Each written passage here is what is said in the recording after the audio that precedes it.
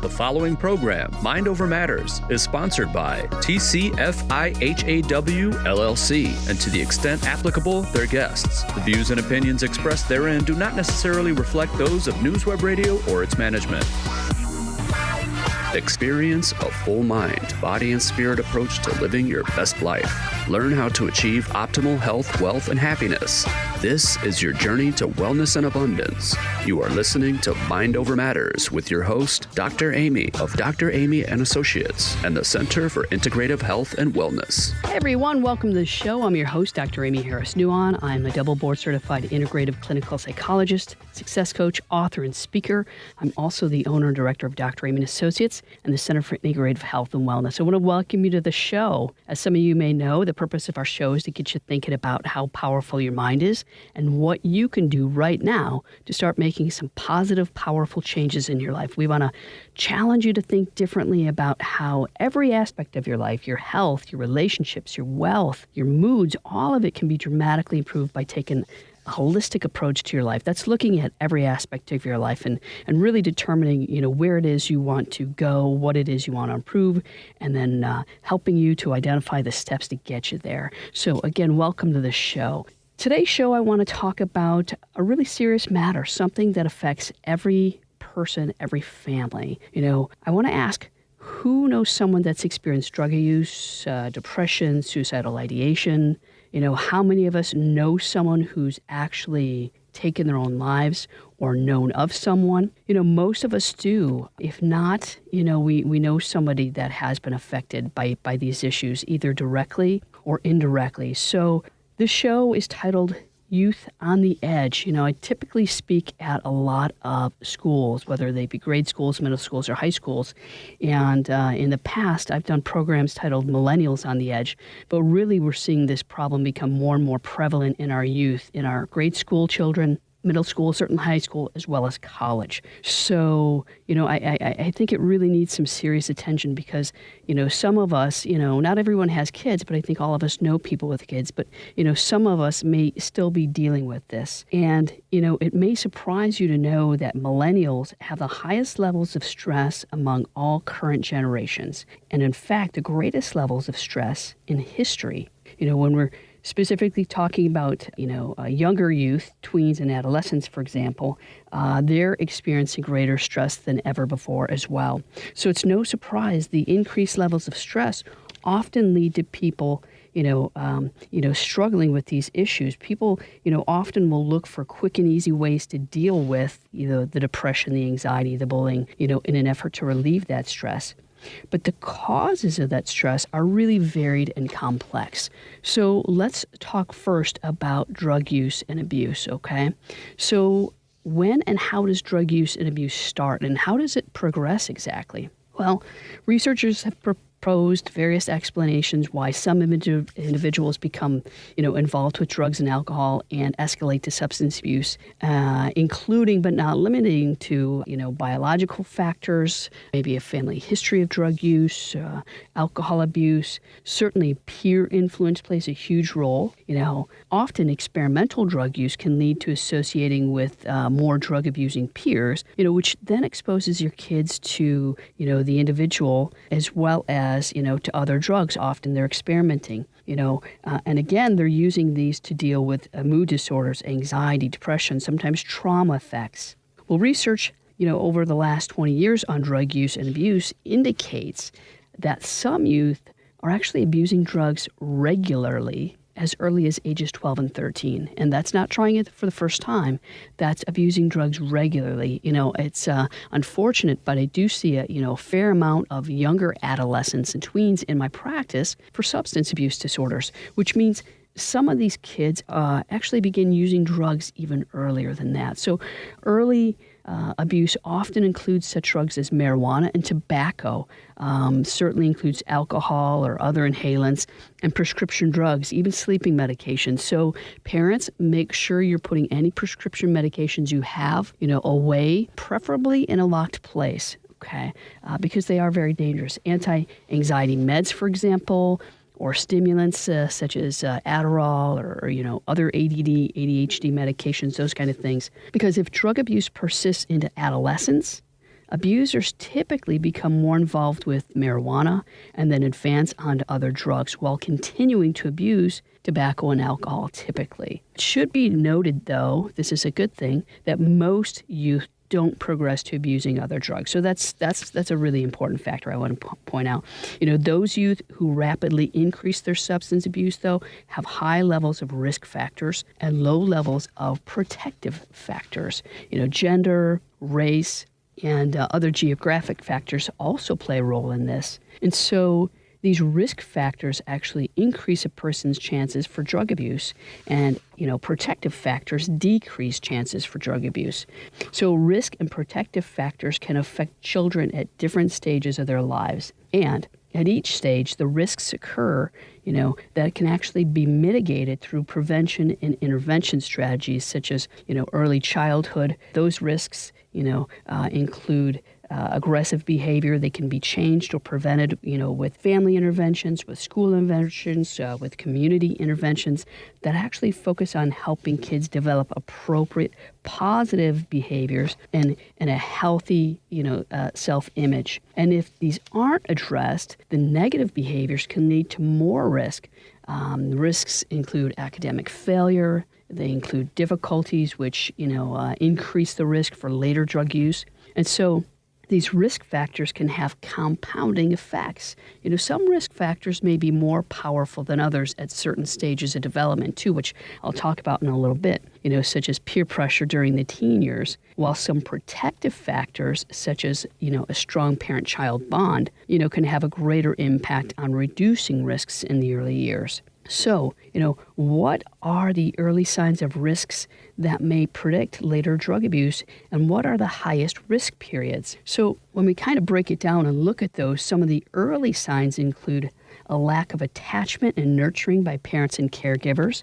Those, certainly are going to put a child at risk. If those aren't, present, then a child can't thrive. They might survive, but they're certainly not going to thrive, and they'll be at a much higher risk. So lack of attachment and nurturing by parents and caregivers. Those include your babysitters. Those include, whether, you're at, a preschool or a daycare in the morning. So parents and caretakers. Another risk factor is ineffective parenting. We see this a lot with, moms who are really young. Some moms become, moms at very early ages. I know my mom, had her first child, I think she was 18.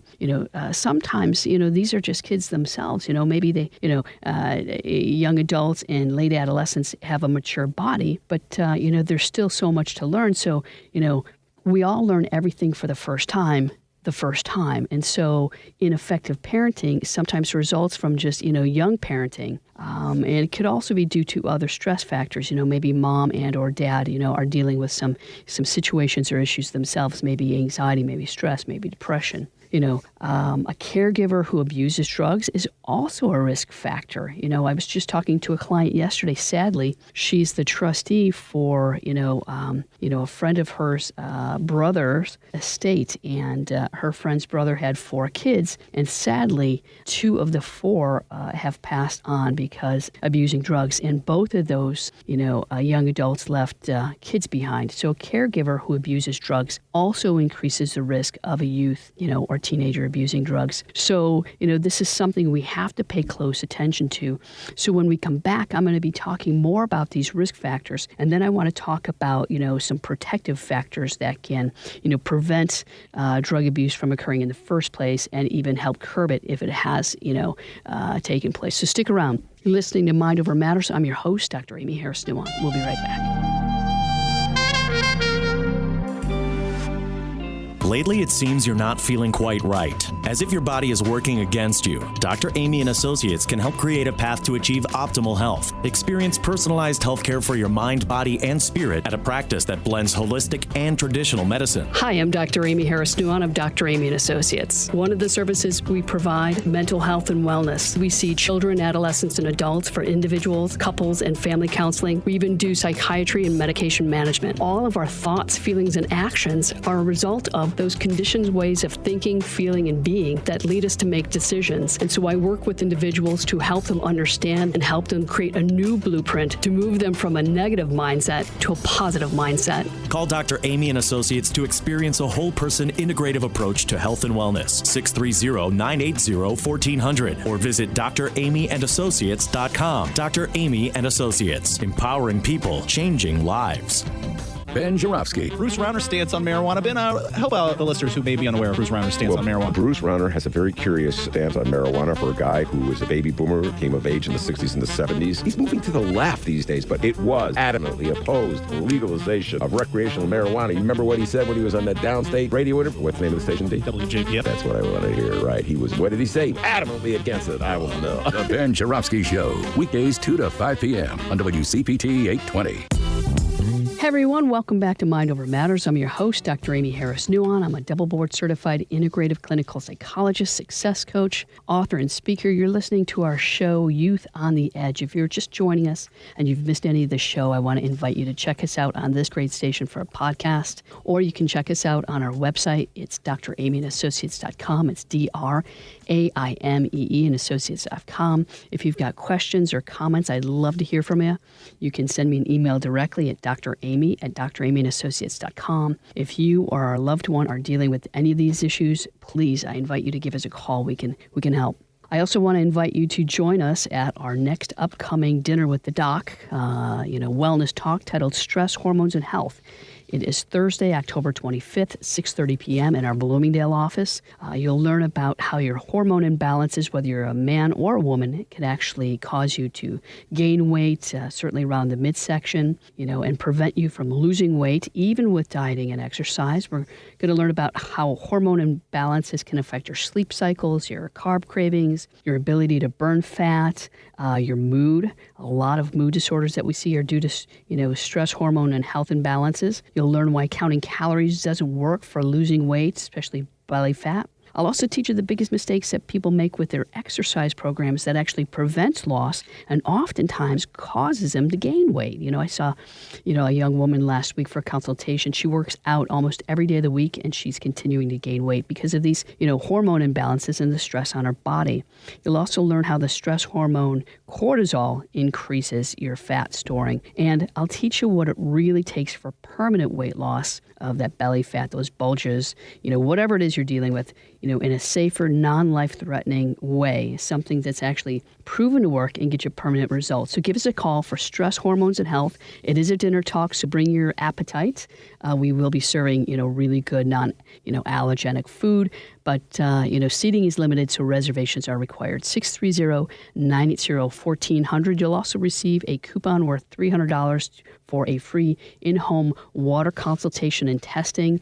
We want to make sure what you're eating and what you're drinking is helping you to stay healthy and get healthy. So give us a call, 630-980-1400 to attend Stress, Hormones, and Health, Thursday, October 25th, 6:30 p.m. in our Bloomingdale office. So we're talking about youth on the edge. What are the risk factors and the mitigating factors to youth, that will, have, an effect on whether or not they're abusing drugs and whether or not we can help them reverse those trends, maybe lower the rates of anxiety and depression, lower their risk for suicide, and really help them get their lives back on track. So, this is, information I think all of us need to know, whether we're a parent or not, especially those of us who are in roles, where we're taking care of kids. So we're talking about these risk factors, right? And they're different at different stages of life.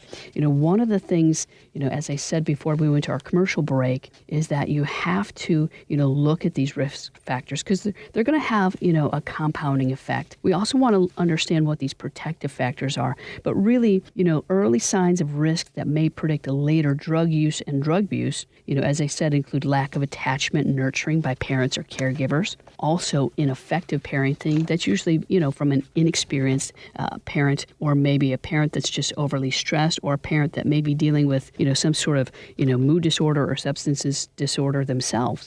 Certainly a caregiver who abuses drugs puts your, child or teen at greater risk. And then poor classroom behavior or social skills actually puts, your kids and teens at risk.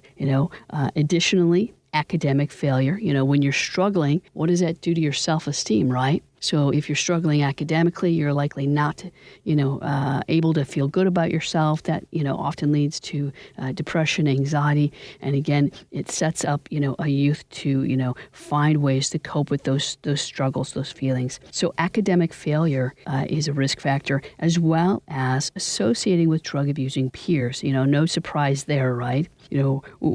Certainly genetics plays a role, but as you've heard me say on other shows, genetics plays about a 3 to 5% role. But really, when we're in a situation where we're hanging around people that are drinking or using substances or experimenting with other drugs, what is a person likely to do? They're likely to follow suit, especially in those early formative years. So association with drug-abusing peers is a significant risk factor, And so we want to make sure that we're doing what we can to lower these risk factors, and education is a big, big part of that. If you're struggling, with your parenting, please, contact some of your local resources, your social services. Sometimes your counties have parenting classes. Reach out, contact a good counselor or therapist, and find out what you can do to increase, your protective factors, which I want to spend a little bit of time on right now. So actually, families can provide protection from early drug abuse, and experimentation, and from later drug abuse by, one, creating strong family bonds between children and adolescents, and children and their parents. It's not the norm anymore that we'll sit down and have dinner together, but, when you can, try and make that a priority. And here's the thing, I know we're talking about youth here, but try and make that a thing anyway, even if you've got adult children that live with you, right? It's just a great way of bonding and learning about their day, learning about what their stresses are, what their struggles are, especially if they're considering coping with those things, in other unhealthy ways. Spending that time together, can actually help insulate them from making, those poor, unhealthy choices. So spend some time bonding as a family. Make it a point, to have meals together, okay? And when your kids come home from school, or when you're picking them up from their sporting event, if they're involved in those things, ask them how they're doing. Pay attention, right? You want to check in and ask open-ended questions instead of, how was your day? Good, fine. Ask an open-ended question. Hey, tell me about your day. What are some of the things you did? What are some highlights? What are some lowlights? So take time, to create a strong family bond. It could be at meals. It could be, pick up and drop off. It could be your drive time. But make that a point, to create stronger family bonds. That's a huge insulating factor. And it's a huge way of learning what your kids, tweens and adolescents, are up to during their everyday lives, Also, parental involvement in the child's life, this could be, volunteering in a classroom. It could be, volunteering at church. If you go to church, it could be, taking a role as, part of the PTO or PTA. It could be, coaching. But parental involvement in the child's life, and again, that can come back to something as simple as a conversation with your kid. That's a huge mitigating factor as well. So you want to make sure to, be an involved parent. And I know that's not always easy, especially in today's day and age. People, not just millennials, but in youth, but everyone is busier today than at any other time in our history. And although we have all these great advances, we think we've got all these luxuries, our lives are harder now than they've ever been because of the demands. And so it's not easy for parents to find time to bond with their kids, but it is an absolute must. It's good for the child, the adolescent, and it's good for the parent. Okay, so really strive to be creative if you have to, especially if you're in a house where you're a working parent, you're a working mom, or maybe you have two-parent household and you're both working, and then your kids are involved in after-school programs or whatever. Sometimes you have to be creative. At finding time to connect with your kids, but you have to do it. It could be, when you're putting them to bed. Actually spend some time checking in, read them a story, but spend that time bonding, because that's going to be one of the best things you can do to nurture your child, your teen, as well as nurture yourself. So stick around. When we come back, we're going to be talking more about these protective factors that help reduce the risk of childhood and adolescent drug abuse, as well as, decreasing the risk for depression, anxiety, trauma, and suicide. You're listening to Mind Over Matters. I'm your host, Dr. Amy Harris-Nuon. We'll be right back. Lately, it seems you're not feeling quite right. As if your body is working against you, Dr. Amy and Associates can help create a path to achieve optimal health. Experience personalized healthcare for your mind, body, and spirit at a practice that blends holistic and traditional medicine. Dr. Amy has really helped me. After experiencing a divorce in my 50s, I wasn't sure how to handle the stress and changes I was about to encounter. I needed to find a new profession since my ex-husband and I had worked together at our own company. Plus, there were other challenges with our own grown kids, family, and friends. It was wonderful to have Dr. Amy's guidance through this difficult situation. She kept me on track and assured me I was thinking correctly. She made a very hard time easier, and I will forever be grateful. If you're going through some hard life struggles, I would highly recommend Dr. Amy and Associates. Call Dr. Amy and Associates to experience a whole person integrative approach to health and wellness. 630-980-1400 or visit dramyandassociates.com. Dr. Amy and Associates, empowering people, changing lives. Bill Press. Because I get the tweets from Donald Trump, they're reading these tweets, and it's almost like sometimes I'll go on the Daily Caller, right, just to find out how wacky the news could be, or Breitbart, or even the Drudge Report. Yeah. And then I've realized, no, this is not some right-wing Alex Jones website. This is the President of the United States with his tweets. The Bill Press Show. Weekday mornings 6 to 8 on WCPT 820, Chicago's Progressive Talk. Hey everyone, welcome back to Mind Over Matters. I'm your host, Dr. Amy Harris-Nuon. You're listening to our show, Youth on the Edge. If you've missed any of the show, you can check us out on this great station. You can click on a podcast, or you can check us out online at dramyandassociates.com. It's DRAIMEE and associates.com. If you've got questions, comments, want to share some of your experiences with me, I would welcome an email. You can email me directly at dramyandassociates.com. I also want to invite you to join us at our upcoming Dinner with the Doc Wellness Talk, Stress, Hormones, and Health. It is Thursday, October 25th, 6:30 p.m. in our Bloomingdale office. We're going to be talking about how hormone imbalances can affect your sleep, your moods, your overall health, your choice of food, whether or not your body is, burning fat or storing fat. We're going to be talking about why counting calories doesn't work for helping people lose weight, especially belly fat. I'll teach you the biggest mistake that people make with their exercise programs that actually prevents weight loss, and I'll be talking about how our stress, hormone, mainly cortisol, actually, leads us to, be in a position where we're not able to lose that weight. And then I'll teach you what really works for permanent weight loss, permanent reversal of, most, if not all, of your health issues, right? And we'll be talking about safe, effective ways to do that. Really, if you're looking for permanent change, then it really takes, a team that's in the know that can get you to where you want to go. So join us Thursday, October 25th for Stress, Hormones, and Health. It is a dinner talk, so seating is limited, so reservations are required. 630-980-1400, 630-980-1400. And if you're going to join us, we're going to make sure to take care of you. We'll give you a coupon worth $300 for, an in-home clean water consultation and test, because, we want to make sure that what you're eating and what you're drinking is going to be in harmony with your body and is actually, going to help you reclaim your health. So join us Thursday, October 25th for Stress, Hormones, and Health Dinner Talk. Reservations are required. 630-980-1400. So let's get back to talking about, these risk factors and these mitigating factors. As I said, we are at a time in our history where our stress levels are, off the charts. It's no surprise that increased levels of stress often lead people to look for quick and easy ways to deal, with, that stress. But the causes of stress and the risk factors, as I said, they're varied and complex, So when we're talking about decreasing your child or adolescent's, risk for substance abuse and suicide, we want to look at creating strong family bonds between, yourself as a parent and your kids. We also want to stress the, importance of being involved in your child's life. And with that, it's imperative to set clear limits and consistent enforcement of discipline. I know that sounds harsh. I am kind of a tough love gal. I'll own that right away. But the thing is, when parents are consistent in their expectations, when you're consistent in your praise, when you're consistent in your discipline, there's a much greater likelihood that they're going to be healthy and well-adjusted, right? Because there's consistency there.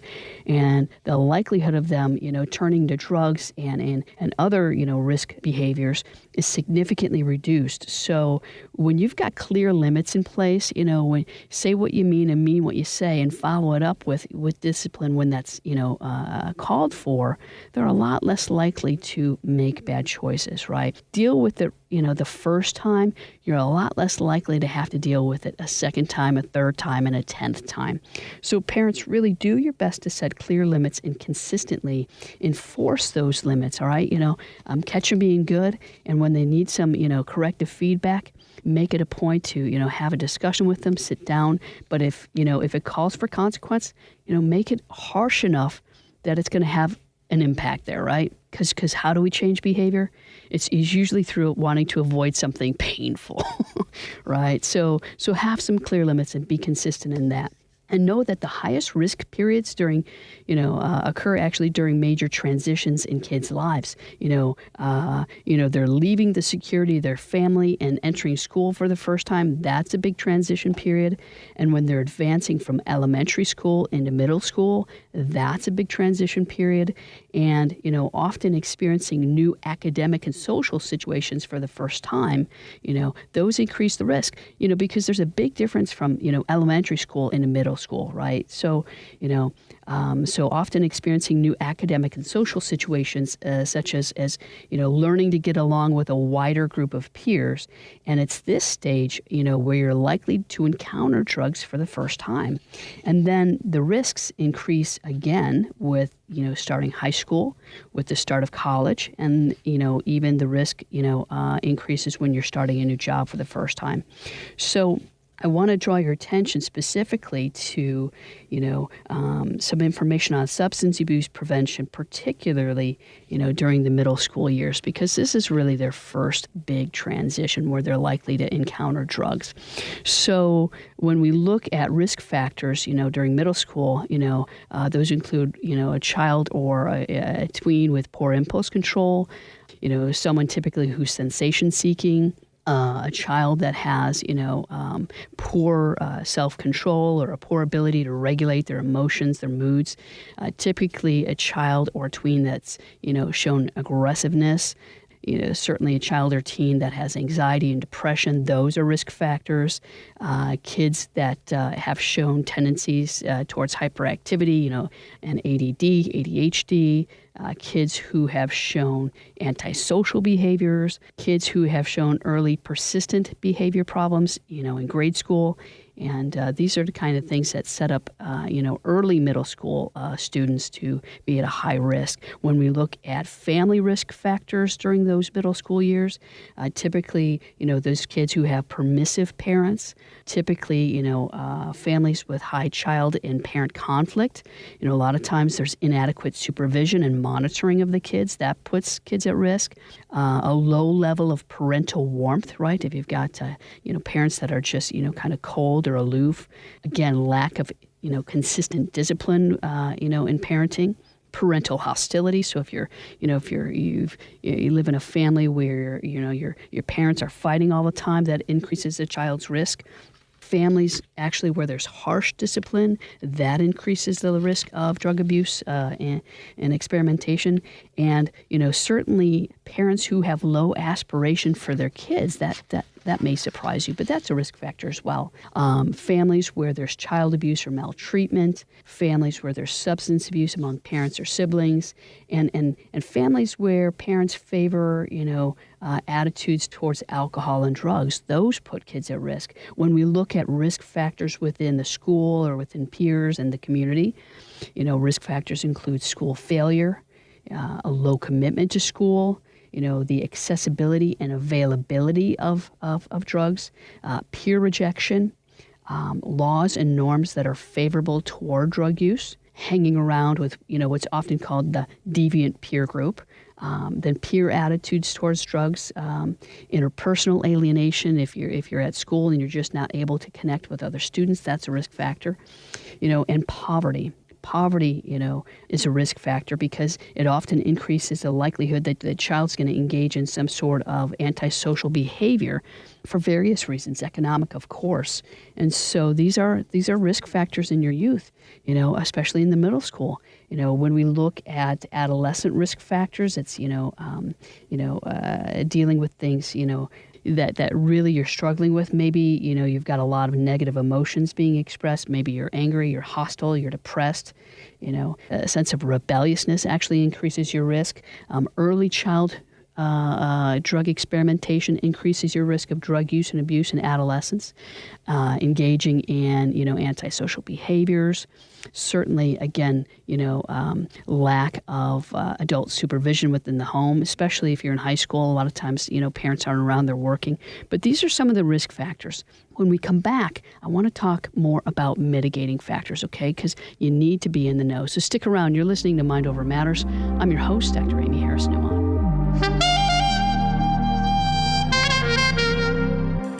Lately, it seems you're not feeling quite right, as if your body is working against you. Dr. Amy and Associates can help create a path to achieve optimal health. Experience personalized health care for your mind, body, and spirit at a practice that blends holistic and traditional medicine. Hi, I'm Dr. Amy Harris-Newman of Dr. Amy and Associates. As an integrative health and wellness center, we take a team approach to your health care, so we welcome the opportunity to work collaboratively with your current health care provider. We're different from today's typical standard of care because our focus is understanding the root cause of your health problem, not just treating the symptoms. It's a personalized approach that explores a wide range of proven treatments and one that's focused on helping you achieve your health and wellness goals so you can achieve a full, happy, and satisfying life. Call Dr. Amy and Associates to experience a whole person integrative approach to health and wellness. 630-980-1400 or visit dramyandassociates.com. Dr. Amy and Associates, empowering people, changing lives. Stephanie Miller. All right. Just in case you think you're the only one going, what the Rudy? There's some legal experts chiming in. Joyce Aline says, lost because of Rudy's Truth Isn't Truth fiasco. The notion that the president of the U.S. can't be rushed into an interview because he might lie. If you're wondering, this argument wouldn't work for any other witness or subject in a criminal case who wanted to delay testimony. Stephanie Miller, weekday mornings, 8 to 11. Sponsored by the Audi Exchange in Highland Park. A dealership engineered just for you. AudiExchange.com. Lately, it seems you're not feeling quite right, as if your body is working against you. Dr. Amy and Associates can help create a path to achieve optimal health. Experience personalized health care for your mind, body, and spirit at a practice that blends holistic and traditional medicine. I was involved in a devastating head-on motorcycle accident, which left me broken, battered, and afraid. I turned to Dr. Amy and Associates to care for my broken body. With their help, I healed quickly. I was able to sleep, and the nightmare stopped. I was able to get back on the motorcycle without fear. Since they worked with my insurance, I've used them for allergy and food sensitivity testing, weight loss, massage, acupuncture, and life coaching. They use both Eastern and Western medicine and is a holistic practice like no other. I'm so grateful for Dr. Amy and Associates. Call Dr. Amy and Associates to experience a whole person integrative approach to health and wellness. 630-980-1400 or visit dramyandassociates.com. Dr. Amy and Associates, empowering people, changing lives. Hey everyone, welcome back to Mind Over Matters. I'm your host, Dr. Amy Harris-Newman. You're listening to our show, Youth on the Edge. Before we resume, I want to invite you to join us for our upcoming Dinner with the Doc Wellness Talk titled Stress, Hormones, and Health. It's Thursday, October 25th, 6:30 p.m. in our Bloomingdale office. You'll learn about how hormone imbalances, whether you're a man or a woman, can actually, cause you to gain weight and interfere with your ability to lose weight, even if you're dieting and exercising regularly. You're going to learn how hormone imbalances can affect your sleep, your carb cravings, your ability to burn fat, and why counting calories doesn't work. I'll teach you the biggest mistake that people make with their exercise programs that actually prevents weight loss.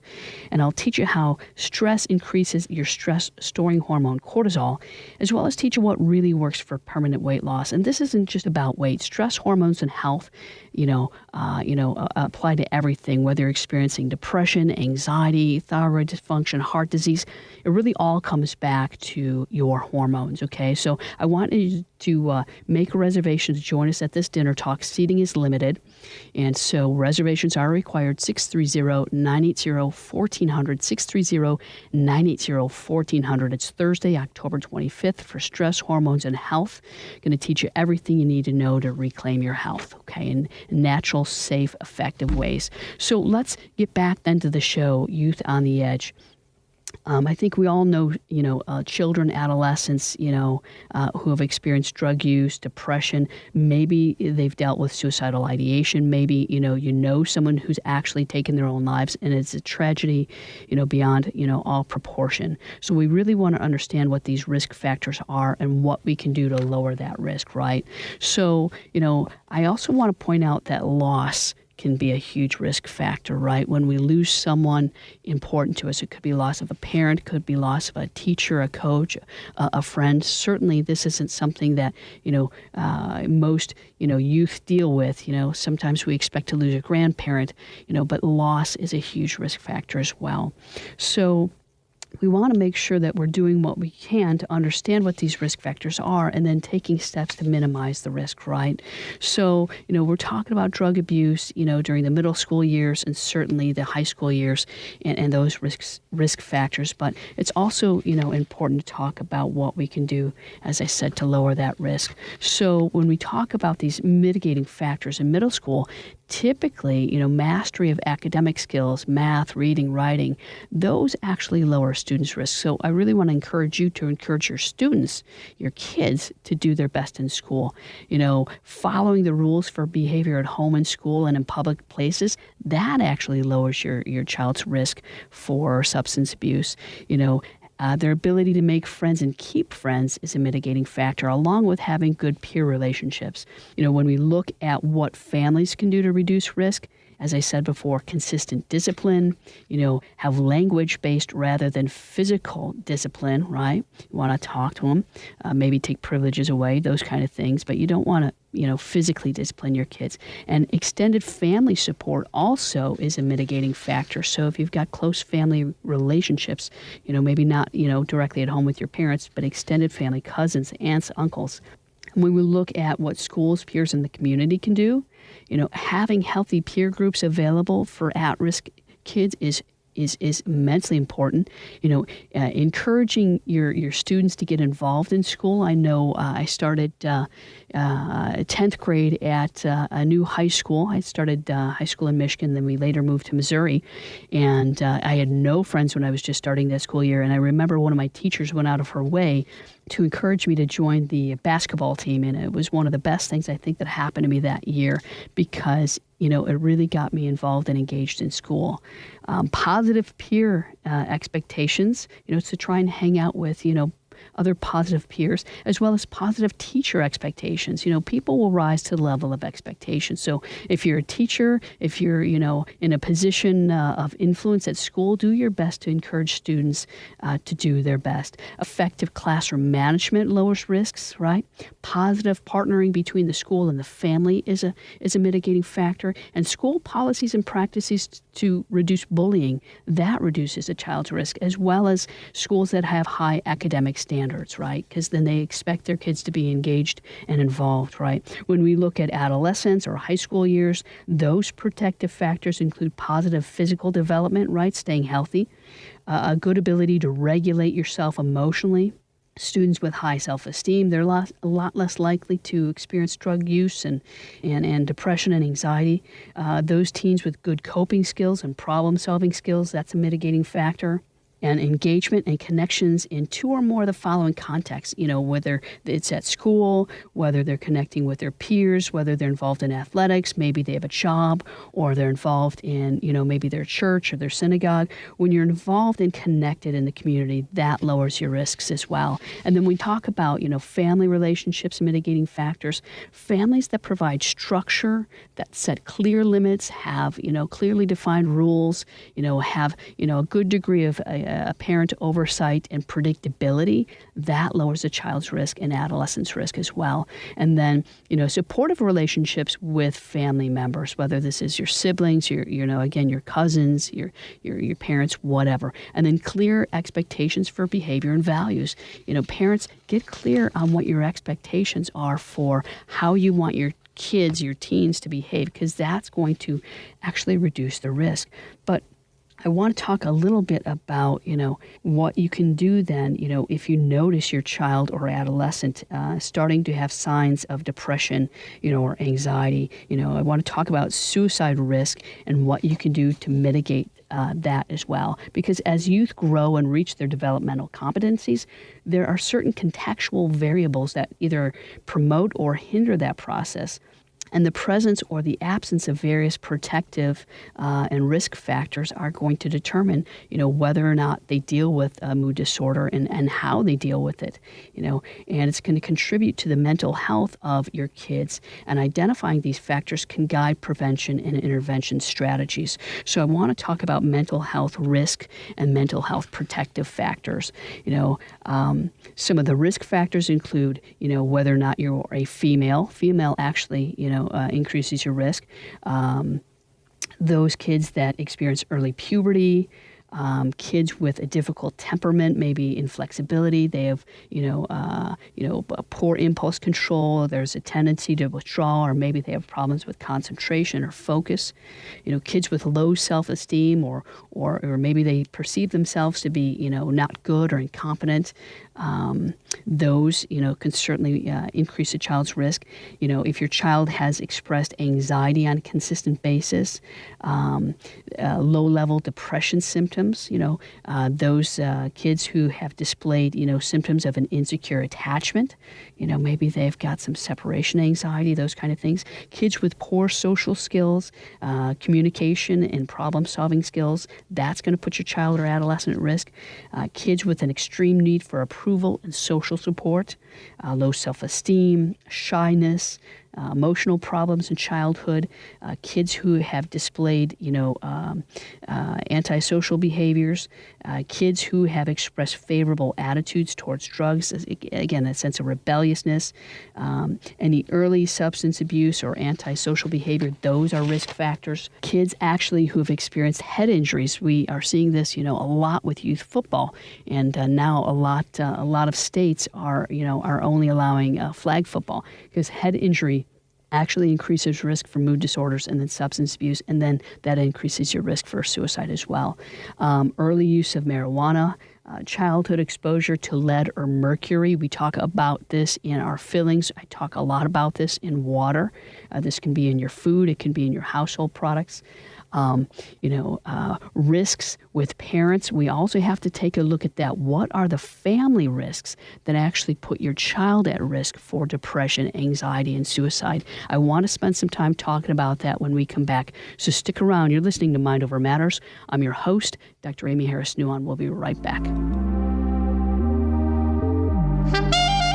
Lately, it seems you're not feeling quite right, as if your body is working against you. Dr. Amy and Associates can help create a path to achieve optimal health. Experience personalized health care for your mind, body, and spirit at a practice that blends holistic and traditional medicine. Hi, I'm Dr. Amy Harris-Nuon. I'm Dr. Amy and Associates. We take a team approach to your care. As an integrative and holistic healthcare practice, we look at the whole person, body, mind, and spirit. We've got a wonderfully talented team of providers, family medicine, chiropractic, traditional Chinese medicine, acupuncture, counselors, psychiatrists that's centered on your health and your wellness. We'll blend the best of Western medicine with the best of Eastern medicine. There's a time and a place for all forms of healing, and that's what we specialize in. Call Dr. Amy and Associates to experience a whole person integrative approach to health and wellness. 630-980-1400 or visit dramyandassociates.com. Dr. Amy and Associates, empowering people, changing lives. The House Sparks radio program. Where's the server? I want to know the server. We need to get our check. I'm not going to have dessert for the first time in my life. I need to know what the server is saying. It was Russians, but there are a lot of people out there. That was the most amazing thing he said when he was reading his apology, and at the end of his apology with a wood apology, and he said, but there are a lot of people out there. Yes, there are. The Hal Sparks radio program, Saturdays from 11 a.m. to 1 p.m. on WCPT, Chicago's Progressive Talk. Hey everyone, welcome back to Mind Over Matters. I'm your host, Dr. Amy Harris-Nuon. You're listening to our show, Youth on the Edge. Before we get back into that, I want to invite you to our upcoming Dinner with the Doc Wellness Talk, Stress, Hormones, and Health. It's Thursday, October 25th, 6:30 p.m. in our Bloomingdale office. We'll be talking about what you can do to reclaim your health, whether you're dealing with depression, long-standing anxiety disorder, hormone imbalances, thyroid dysfunction, autoimmune dysfunction, those kind of things. If you're struggling to lose weight and you've done all the quote-unquote right things, I want you to join us, because we're going to be unlocking the mysteries to your hormones, teach you why what you've been doing hasn't worked, even though you're doing all the quote-unquote right things, and teach you what you can do to actually reverse those chronic degenerative illnesses, or help you, to reclaim that youth and energy that you deserve. So it's Thursday, October 25th, 6:30 p.m. It is a dinner talk, so seating is limited. Reservations are required at 630-980-1400, 630-980-1400 for stress, hormones, and health. So we're talking about youth on the edge. I think all of us know someone, that's dealt with depression or anxiety, that, is maybe dealing with, a child that's struggling with depression or some sort of anxiety, or maybe it's ADD or ADHD. But these things put kids at risk. They put teens at risk for, drug abuse and suicide. So we want to do our best to mitigate the risk, because we all have a responsibility to do what's right by ourselves and to do what's right by our family and our community. So what are these other risk factors? When we're talking about risk factors for mental, emotional, and behavioral disorders and suicide risk, other risk factors include school-level stress or traumatic events, and this can include bullying, right? If you've missed my show on bullying, I want you to catch a podcast, because that is a risk factor. Community violence. If you live in a community where violence is really a problem, that increases a child's risk of, substance abuse and mental and emotional disorders, and then suicide risk.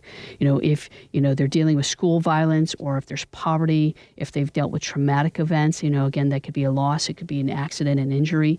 If they're struggling in school, academically, if they've got a low commitment to school, right? I have got a teenager, she's just like, I hate school. And so, she's at risk. Kids that aren't college bound, their risk increases for mental, disorders and emotional disorders. If there's been a history of aggression towards peers, or if they've been associating with drug using peers, and, societal and community norms that favor alcohol and drug abuse, right? Those kids who live in urban settings are at higher risk. Those youth that deal with poverty, and certainly if you're hanging around with, peers that aren't making the best choices, and loss of close relationships or friends, as I said earlier, those are risk factors. But what can you do to mitigate the risk? What are the protective factors to protect against mental, emotional, and behavioral disorders and suicide risk? Well, one of them is positive physical development, right? We want to make sure they're having healthy foods and drinking clean water. We want to encourage academic achievement and intellectual development. We want to do our best as parents, teachers, and coaches to, influence a sense of high self-esteem. We want to teach them how to regulate themselves emotionally. Kids that have good coping skills and problem-solving skills, are less likely to engage, in drug abuse or set themselves up for mood disorders and suicide risk. Get involved. Get involved with your school. Get involved with your peers. Get involved in athletics. Get a job. Get involved in your church. I said those are all mitigating factors.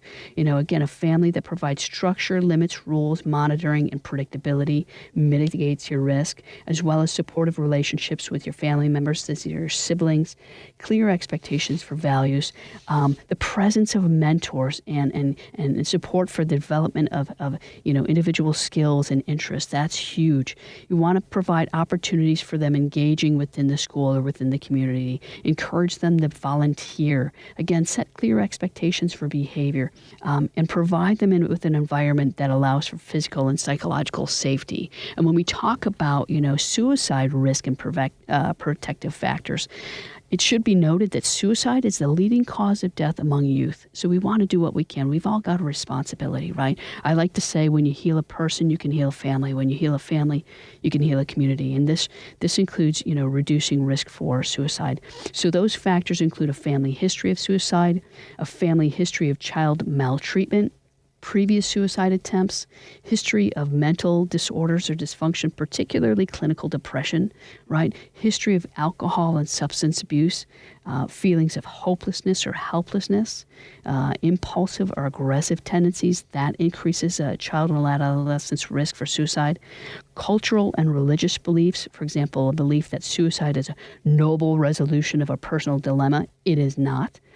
local epidemics of suicide. If you've, had a tendency to isolate yourself, so isolation and a feeling of being cut off from other people, that increases the risk of suicide. Certainly any barriers to accessing mental health treatment. Not everybody has insurance, right? So find some place, maybe that accepts a sliding scale. Seek out, community mental health resources. I think each county has, specific county resources for low or no money. Right, but barrier to mental health treatment actually increases risk. Loss, as we said earlier, it could be relational, it could be a social loss, it could be a work loss, it could be a financial loss, but loss increases your risk. Physical illness, easy access to lethal methods. So those of you who own guns, please make sure they are not loaded and that they are locked and safely secured and stored. And an unwillingness to seek help because of the stigma attached to mental health and substance abuse disorders or to suicidal thoughts. Guess what? That stigma is being reduced. So please, please, please reach out. What can you do to prevent suicide? Protective factors include effective clinical care for mental, physical, and substance abuse disorders. If you are struggling, please, please, please call us or call someone else, 630-980-1400, okay? Because help is out there for you. Increasing access to a variety of clinical interventions and support for help seeking, right? Family and community support, so being connected within your family, being connected within your school, connected within your community, that mitigates your risk. Support from ongoing medical and mental health care relationships. Find a good counselor or therapist. Develop a strong relationship. Develop skills in problem solving, conflict resolution, and find nonviolent ways to handle disputes. These will mitigate your risk as well. And cultural and religious beliefs that discourage suicide and support instincts for life, and self-preservation, those mitigate your risk as well. So there are things you can do to set yourself up for health, to increase the likelihood of overcoming trauma or loss. There are things you can do if you've been struggling with substance abuse or addictions, if you've been struggling with depression or anxiety. Help is absolutely here for you. If you or a loved one are dealing with any of these things, give us a call, 630-980-1400. We can absolutely help. And if we can't, I give you my promise that I'm going to find someone that can help you because we want to do everything we can to support your health, to support your happiness, and to lower your risk for harm. Because, again, we live in the most stressful times in all of our history, and that stress compounds. It takes its toll on us mentally, physically, emotionally, spiritually, you name it. So I believe, every adult has a responsibility to do what we can to help our youth, to develop a positive sense of self-worth, to encourage them academically, to help them, in building dreams and setting goals, and do what we can to lessen the risk of depression, anxiety, and suicide, because these are the people who will be leading us in the future. So we do have a responsibility to love and to guide and to nourish and to nurture, our children and our adolescents. So I want to thank you for tuning in. This was a very difficult, show, but it's absolutely necessary. If you've got questions, give me a call, 630-980-1400. If we can help in any way, we are here for you. And again, I want to invite you to do what you can to support your children and adolescents in being the best they can be. So thanks for tuning in. You're listening to Mind Over Matters. I'm your host, Dr. Amy Harris-Nuon. We'll talk soon.